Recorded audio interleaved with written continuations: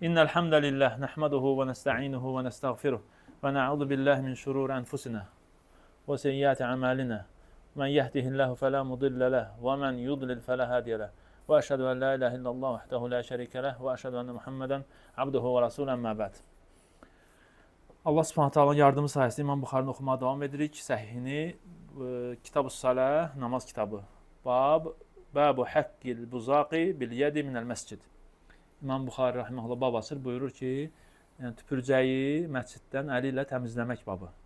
Əli ilə təmizləmək babı. 405-ci hədis. Qala həddətənə Qutaybə. Qutaybə ibn Səid. Qala həddətənə İsmail ibn Cəfər an Hümeyd. Hümeyd Ət-Tavil. Dedik ki, müdəllisdir. An Ənəs ibn Malik, Ənəsdən rivayət edir. Ənnən Nəbi sallallahu aleyhi və səlləm ra'a nuxamətən. Buyurur ki, Ənəs rivayət edir ki, Peyğəmbər sallallahu aleyhi və səlləm ra'a nuxamətən fil qiblə. Bir dəfə qiblə tərəfdə, məscidin divarında, yəni qiblə tərəfdə nuxamə, yəni bizim dildə desək bəlğam kimi, tüpürcək kimi, yəni bir şey görür divarda. Fəşəqqə dəlikə aleyhi həttə ru'yə fi vəcihi. Fəqamə fəhəkkəhu biyədi. Və bu Peyğəmbər sallallahu aleyhi ve sellem xoşuna gəlmədi. Hətta onun yəni, narazılığını biz onun üzündən görsəndi. Hiss olundu ki, narazı oldu. Və durub əli ilə o tüpürcəyi, o bəlğamı təmizlədi. Fəqalə innə hədəkum izə qamə fi salatihi fə innəhu yunaci rabbə. Sonra buyurdu, sizdən biriniz namaza durduğu zaman Rəbbi ilə gizlicə danışır. Av innə rabbəhu beynəhu beynəl qiblə. Və yaxud başqa, yəni ravi bu şəkk eləyərkən, səhədisi rəvat edirkən özü deyir ki, və yaxud dedi ki, Rəbbi onunla qiblə arasındadır. Fələ yəbzuqannə hədukum qiblə qiblətihi və ləkin ən yəsərihi əv təhtə qədəmihi. Və belə isə, yəni Peyğəmbər sallallahu əleyhi və səlləm sözünə davam edir, buyurur, sizdən biriniz öz qibləsinə, yəni qiblə tərəfə tüpürməsin, yalnız lakin ya sol tərəfinə, ya da ayaqlarının altına tüpürsün. Thumma əxədə narafə ridaihi fəbəsəqə fihi thumma raddə ba'dahu alə ba'din fəqalə əv yəf'aluk həkədə. Sonra Peyğəmbər sallallahu əleyhi və səlləm ridasının, yəni paltarının ətəyini əllə götürür və ora tüpürür və o paltarını bir-birinə dəsmal kimi, bir-birinə tərəf sürtür, yəni görsənməsin və deyir ki, yaxud da belə etsin. Yəni ya ayağının altına tüpürsün, ya sol tərəfinə tüpürsün, ya da paltarını tüpürsün. Yəni kiməsə tüpürcəyə gələrsə, bəlğam gələrsə, yəni əziyyət çəkir, o məcbur tüpürməlidir. O halda belə etsin. İmam Buxari diqqət etdisə, necə İbn Rəcəb öz şərhində buyurur, qiblə bablarının vacibliyini, yarhamdullah, qiblə bablarının vacibliyini öz kitabında zikr edəndən sonra yəni onun fəzilətini, vacibliyini zikr edəndən sonra qibləni nədən qorumaq lazımdır, onun bablarını zikr etməyə başlayır və tüpürcəklə başlayır. Namaz qılan insan, yəni qibləyə tərəf hörmətsizlik sayılan əməllər etməməklə başlayır. Yəni kimsə belə edərsə, kimsə məcbur tüpürərsə, qoy ümumən, yəni divara tüpürərsə, onu dərhal təmizləsin. Ümumən və xüsusən də qiblədə. Yəni hər ikisi gələcək, hər iki rivayətlər var. Fərqi yoxdur. Əlində bir şeylə olsun və ya təmiz əli ilə olsun, fərqi yoxdur. Əsas odur ki, təmizləsin. Və bu da qiblənin, yəni qibləni hörmətləndirməkdəndir. Və onu hörmətləndirmək, onu əzəmətli tutmaq da vacibdir. Necə ki, Allah Teala buyurur, "Zəlikə və men yu'azzim şə'irallah fe inneha min taqval qulub." Və beləliklə kim Allah Teala'nın ayələrini uca tutarsa, hörmətli tutarsa, bu qəlblərin təqvasındandır. Yəni Peyğəmbər sallallahu əleyhi və səlləm nəyə görə xoşuna gəlmədi bu? Qibləyə olan ehtiramından, təzimindən, qibləni əzəmətləndirmək. Və bu əsas məsələdir. Və ikinci məsələ də əlbəttə, yəni insanlar da bunu bəyənmir, insanların nəfsində buna qarşı ikrah var. Həmçinin mələklər də insanların əziyyət çəkdiyi şeydə əziyyətlənir. Bu səbəblərdən Peyğəmbər sallallahu əleyhi və səlləm bu hərəkətə narazı qalmışdı. Xüsusən də qeyd etdiyimiz kimi namaz qılarkən, xüsusi olaraq, çünki namaz qılarkən necə hədislərdən məşhurdur, Rəbbi insanın üzü tərəfində durur. Və Allah Taala'nın, yəni sanki onun üzü tərəfində durur və bu da Allah Taala'ya olan hörmətsizlikdir. Ədəbdən deyil ki, insan yəni üzü qibləyə tərəf namazda ikən tüpürsün. Həmçinin qeyd etdi ki, sağ tərəfə nəyə görə tüpürməsin? Çünki sağ tərəfdə gələcək indi mələklər, yəni həsənət yazan mələklər var və onlar da insanların əziyyət çəkdiyi şeylərdən əziyyət çəkirlər. Fəqamə fəhəkkəhu biyədihi, yəni Peyğəmbər sallallahu əleyhi və səlləm durub onu tüpürcəyi əli ilə təmizlədi. Yəni bura bizə şahid olan yeridir ki, yəni İmam Buxarinin açdığı babdır ki, yəni əllə təmizləmək də olar. Və həmçinin burada bəyan var ki, insan bunu görərsə, onun üzərində vacibdir ki, bu əməlin səbəbini aradan, yəni bu əməli aradan qaldırsın, yəni təmizləsin. Necə başqa rivayətdə gələcək, Peyğəmbər sallallahu əleyhi və səlləm başqa hədisdə oxşar hadisə ilə əsa ilə həmin tüpürcəyi təmizləyir. Və yaxud da alimlər çoxu bundan, yəni belə əllə götürsələr də, bəzi alimlər deyirlər ki, ola bilsin ehtimal var ki, burada Peyğəmbər sallallahu əleyhi və səlləm, yəni əsdə gələn təmizlənməyi, yəni ümumi bəzi rivayətlərdə kimi nəfs durdu təmizlədi. Yəni söhbət o Peyğəmbər sallallahu əleyhi və səlləm şəxsindən gedir. Yəni şərt deyil ki, əllə təmizləsin. Allah alim, amma bu rivayətdə gələn əli ilə sözü açıq-aydındır, yəni daha yaxındır. Bir rivayətdə gəlib ki, Cabir ibn Abdullah rivayət edir ki, öz məscidində olarkən Peyğəmbər sallallahu əleyhi və səlləm bizim məscidimizə gəldi və əlində də xurma salxımının, yəni üstündə elə xurma salxımının çubuğu var idi. Ona urcun deyirlər. Urcun qadim ayədə gələn urcun deyirlər.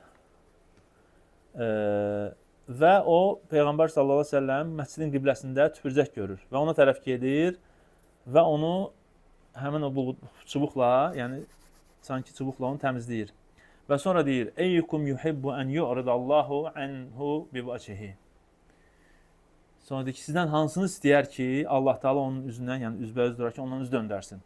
Summa qala, sonra deyir: "İnna hadakum iza qama yusalli fa innallaha qibla vajhi." Sizdən biriniz namaza durduğu zaman Allah Taala onun üzü tərəfində olur. Yəni Allah Taala onun üzbəüz durur.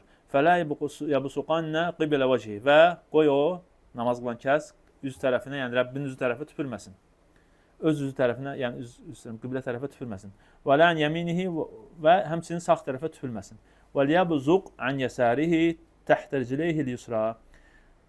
Qoy sol tərəfinə və ya sol ayağının altına tüpürsün. Fa in acilat bihi badiratun falyaqul bi thawbihi hakaza. Əgər tələsiyə düşsə, yəni çatdırmasa, qoy paltarına belə etsin. Və vadahu ala fihi thumma dallaka. Və paltarını ağzına tərəf qoyur, sanki Peyğəmbər göstərir. Və sonra paltarını yarhamkallah bir-birinə sürtür. Thumma qala aruni abiran. Sonra deyir ki, mənə ətir gətirin. Faqama fatan min al-hayy yashtaddu ila ahlihi faja'a bi khaluqin min rahatihi. Və cavanlardan biri gedib, yəni xaluq, yəni zəfərandan düzəlmiş ətir gətirir. Fəxadahu Rasulullah sallallahu əleyhi və səlləm fəcəaləhu alə rəsil urcun. Və Peyğəmbər sallallahu əleyhi və səlləm o xaluq, yəni o qatı ətirdir, yəni sanki, yəni maye deyil, qatıdır biraz. Qatı maye daha doğrusu belə deyək. Onu bu çubuğun, yəni ucunu batırır ona. Thumma lataxa bihi alə əsərin nuxam. Və sonra yerdə bayaq ki, o tüpürcəyin qalan izin hissəsini, ətiri ora sürtür. Fəqalə Cabir, və Cabir deyir ki, فَمِنْ هُنَاكَ جَعَلْتُمُ الْخَلُوقَ فِي مَسَاجِدِكُمْ. Və bu səbəblə də deyir, siz məscidlərinizdə xaluq qoyur. Yəni ki, ondan sonra Peyğəmbər s.ə.v o adətindən sonra məscidlərdə xaluq qoymaq, ətir qoymaq adəti, sünnəsi yayılır. Və deyir, bu sünnənin səbəbi odur. Hədisi Müslim rivayət edib. Və bu rivayətdə gördüyünüz kimi Peyğəmbər s.ə.v onu tüpürcəyi nə ilə təmizlədi? Çubuqla, alətlə təmizlədi, birbaşa əli ilə yox. Kim bu əməli edərsə, bu əməli edənin hökmü nədir? Yəni namazda üzü qibləyə tüpürmək. Bu şeyx buyurur ki, böyük günahlardandır.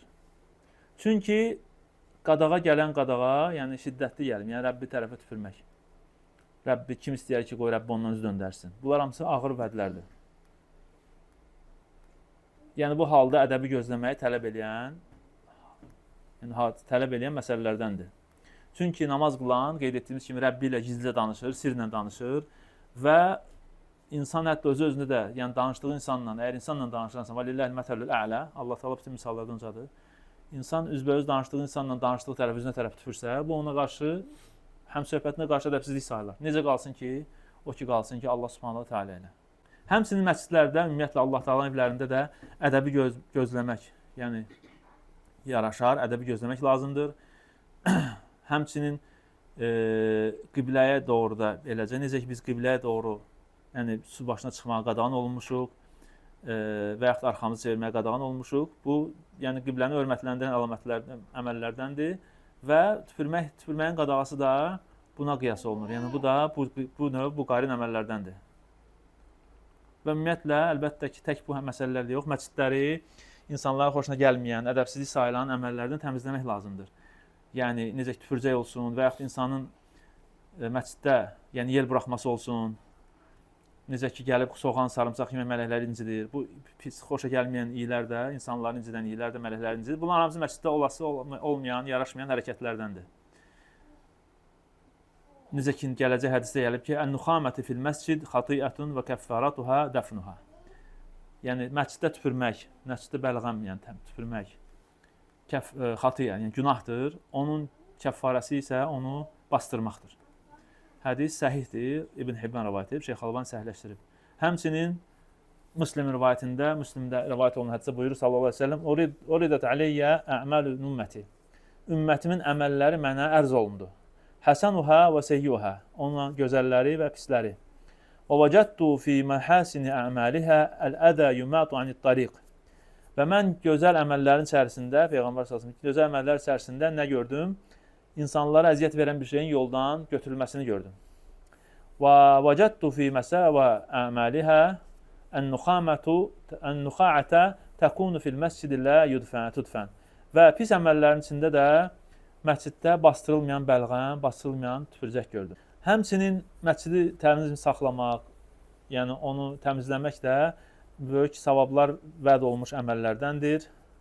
Necə ki, hədisdə gəlib, "Uridat aleyhi ucur ümmeti hatta'l quzata yukhrijuhar-raculu minəl məscid." Yəni ümmətimin əcrləri mənə göstərildi. Hətta bir kişi, yəni məsciddən çıxartdığı bir xoşagəlməz bir şeyə görə də savab alacaq, yəni o mənada. Sonra 406-cı hədis buyurur: "Həddəsənə Abdullah ibn Yusuf, yəni Ət-Tinnisi, qala əxbərnə Malik ibn Ənas, yəni an Nafi ibn Umar, Nafi mevla ibn Umar, Əbu Abdullah, an Abdullah ibn Umara, ən Rasulullah sallallahu əleyhi və səlləm ra'a busaqan fi cidaril qiblə." Abdullah ibn Umar rivayət edir ki, Peyğəmbər sallallahu əleyhi və səlləm qiblə divarı tərəfdə məsciddə tüpürcək gördü. Fəhəkkəhu, və onu təmizlədi. Thumma aqbala alan-nas faqala iza kana ahadukum yusalli fala yabsuqu qiblə vəchihi. Və sonra onu təmizləyəndən sonra dedi ki, insanlara tərəf döndü və dedi ki, sizdən biriniz namaz qılarsa, qoy qiblə üzü tərəfə, yəni namaz qıldığı tərəfə, yəni qiblə tərəfə tüpürməsin. Fə innallaha qiblə vəchihi iza salla. Çünki insan namaz qılarkən Rəbbi onun üzü tərəfindədir. Rəbbi onun qarşısındadır. Belə tərcümə etsək daha düzgün olar. Rəbbi onun qarşısındadır. Yəni bu hədisdə açıq-aydın namaz qılarkən üzü qibləyə tərəf tüpürməyin. Yəni burada məsələ nədir? Gələcək şərhi. Məsələ ümumi tüpürməkdir. Ümumi qibləyə tərəf tüpürməkdir. Harda olsun o. İkinci məsələ namaz qılarkən qibləyə tərəf tüpürməkdir. Bu məsələnin hükmü. Üçüncü məsələ də məsciddə tüpürməkdir. Bu üç dənə məsələ burada qarışır. Yəni nətər qarışır? Üçü bir yerdə inşallah gələcək. Qeyd etdik ki, bu yəni qiblə məsciddə, yəni namaz qılarkən üzü qibləyə tərəf tüpürmək böyük günahlardandır və ona dəlalət edən hədislərdən biri də Əbi Səhlətə Səib ibn Xalləd deyir ki, min əshabin Nəbi sallallahu əleyhi və səlləm ənə rəculən. Deyir ki, Peyğəmbər sallallahu əleyhi və səlləmin səhabələrindən biri idi. Yəni həmən bu Əbi Səhlə Səib ibn Xalləd, yəni Əhməd onu səhabələrdən sayır. Deyir ki, ra'ən Nəbi sallallahu əleyhi və səlləm ənə rəculən əmmə qavmən. Buyur ki, bir kişi bir qövmə namaz qıldırdı. Fəbasaqa fil qiblə və namaz qıldırarkən qiblə tərəfə tüpürdü. Və Rasulullah sallallahu əleyhi və səlləm yandur və Peyğəmbər sallallahu əleyhi və səlləm bunu gördü. Fəqal Rasulullah sallallahu əleyhi və səlləm hinə fəraq və namazı qılıb qurtarandan sonra Peyğəmbər sallallahu əleyhi və səlləm dedi: "La yusalli lakum." Qoy sizə namaz qıldırmasın. Fərada ba'də zəlikən yusalli lahum fəmənəuhu və əxbaruhu bi qavli Rasulillah sallallahu əleyhi və səlləm. Sonra növbəti namazda bu kəmən kişi insanlara namaz qıldırmaq istəyən, imamlıq etmək istəyəndə insanlar ona qadağan etdilər və dedilər ki, Peyğəmbər sallallahu əleyhi və səlləm sənin haqqında belə demişdi. Fəzəkərə dəlikə li Rasulillah sallallahu əleyhi və səlləmə və bu kişi gedir Peyğəmbər sallallahu əleyhi və səlləmə soruşmağa, yəni ki, zikr edir nəyə görə? Və qalə nəəm, deyir, bəli, fəhəsibdə ənəhu qal və belə dedi, yəni ravi deyir ki, belə hesab edin, belədir, innəkə əzəytə Allah və Rasulə, sən Allaha və Rasuluna əziyyət verdin. Yəni bu Allah və Rasuluna əziyyət vermə nədir? Böyük günahlardandır. Ona görə bu məsələ namazda üzü qibləyə tərəf tutmaq böyük günahlardandır. Və bu da həmçinin nə dəlil var? Böyük günah sahibləri nədir? Yəni insanlara, müsəlmanlara namaz qıldırmağa, imamlıq etməyə, böyüklük etməyə yaramaz və yaxud hədis ravilərində bunu etmək olar. Həmçinin yəni hədələrdən İbn Ömər necə rivayət edib: "İzə bəzəqa fil qiblə cəət əhmə mə yekunu yevməl qiyamət hətta yetəqa beyn ayni." İnsan qibləyə tərəf tüpürərsə, həmin tüpürəcək qiyamət günü qaynar halda, qızmış halda gələr, gözlərin arasına, yəni yapışar, gözlərin arasına qoyular. Yəni bu da əzabın növlərindəndir. Sonra hədisdə ki, Peyğəmbər buyurur, Yəni Rəbbi ilə gizli danışır və yaxud da ki, Rəbbi onunla qiblə arasındadır. Namaz qılarkən Rəbbi onun qarşısındadır bu sözlər. Həmçinin başqa səhər fəidə sallitum fələ təltəfitu. Namaz qılarkən ora bura baxmayın. Fə innallaha yansibu vəchehu li vəchi abdihi fi salatihi ma lam yeltefit. Çünki Allah Taala namazda ora bura baxmayınca, dönməyincə öz üzünü Allah Taala yəni sahib, yəni namaz qılanın üzünə, yəni yansıb, yəni üzünə tərəf diriyir deyək, üzünə yaxınlaşdırmır deyək, yəni qarşısına gətirir. Nə vaxta kimi ki, insan ora bura üzü ilə və yaxud da fikri ilə dönmürsə.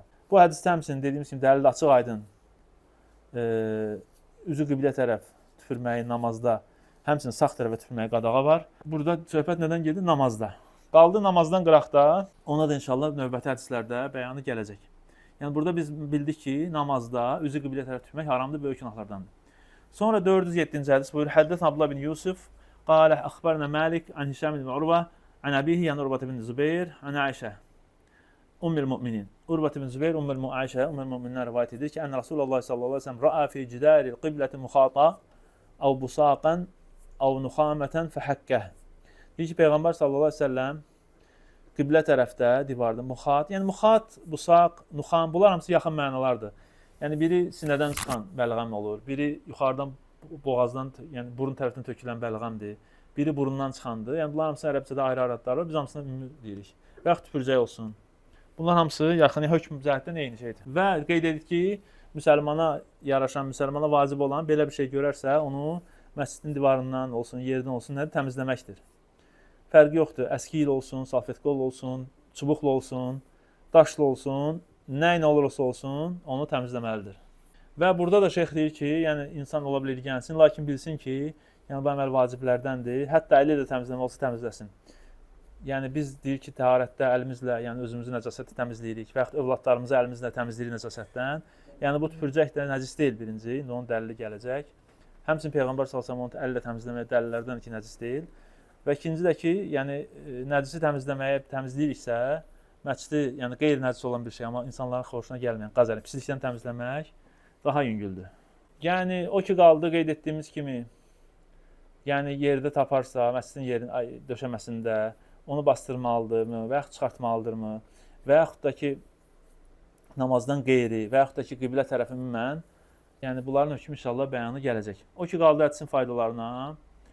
Yəni birinci olaraq bilinsin tüpürcək və bəlğəmin nəcis olmadığına dəlalət eləyir. Çünki Peyğəmbər sallallahu əleyhi və səlləm onu əli ilə təmizlədi. Əgər nəcis olsaydı, əlini vurmazdı. Yəni başqa bir şeylə təmizləyərdi. Yəni bu nədir? Hökmü və yaxud da Peyğəmbər sallallahu əleyhi və səlləm götürdü ki, paltarınıza tüpürün. Əgər nəcis olsaydı, paltara tüpürməyə əmr olunmaz. Bilirsiniz ki, nəcisdir, paltarda namaz qılmaq olmaz. Amma nədir? Qazardır. Yəni insanların nəfsinin bəyənmədiyi, insanların irgəndiyi pislikdir. Ona görə ondan təmiz olması vacibdir. Həmçinin hədisin faydalarından münkəri inkar edərkən, yəni qəzəbli olmağı göstərmək. Necə Peyğəmbər sallallahu əleyhi və səlləm sifətindən qəzəb görsənirdi. Bu da nə üçündür? İnkarın şiddətli olmasını bildirmək üçündür. Həmçinin fəziləti, sağ tərəfin sol tərəfə nisbətən fəziləti. Sağ tərəfə tüpürmək olmaz, sol tərəfə tüpürmək olar. Həmçinin qibləyə hörmət, qibləni ikram etmək, təzim etmək. Həmçinin məscidlər təmizlənməli və ətirlənməlidir. Bu da sünnələrdəndir. İnşallah öz bablarında gələcək. Həmçinin Peyğəmbər sallallahu əleyhi və səlləm göstərməyə ki, namazda tüpürcək gələrsə, yəni başqa variant yoxdur, paltarına tüpürmək, bu kimi şeylər ehtiyac babından. Bu hökmə qan və ona oxşar başqa bir şeylər də bu hökmə yəni qoşmaq olar. Yəni burundan qan açılırsa paltarını sürtə bilər və başqa bir şeylər. Asqırırsa məsələn paltarını tuta bilər. Bu kimi bir şeylər də yəni bu məsələyə aid etmək olar.